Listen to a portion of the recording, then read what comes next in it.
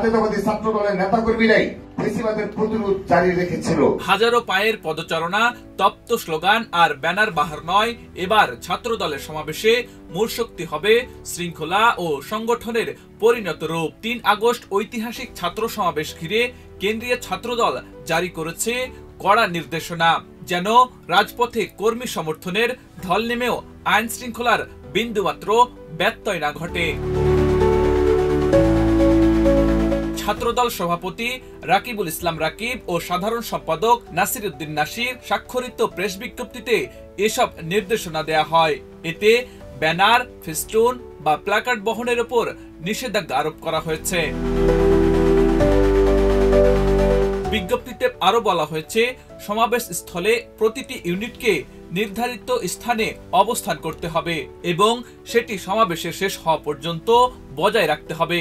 ঢাকার কাঁটাবন থেকে আজিজ মার্কেট ও পিজি হাসপাতাল থেকে ইন্টারকন্টিনেন্টাল সড়কে জরুরি সেবা যানবাহনে চলাচলে বাধা না দিতে বলা হয়েছে।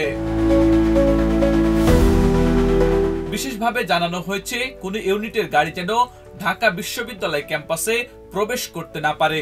ব্যক্তিগত মিছিল নিয়ে সমাবেশ স্থলে যাওয়া নিষিদ্ধ করা হয়েছে। সমাবেশ শেষে নির্ধারিত স্থান পরিষ্কার করেই তবেই ত্যাগ করতে হবে বলেও জানানো হয়েছে। নির্দেশনাগুলো যাতে প্রতিটি ইউনিট যথাযথভাবে পালন করে সে বিষয়ে সতর্কতাও জারি করা হয়েছে। আব্দুল হাকিম, প্রজন্ম 24।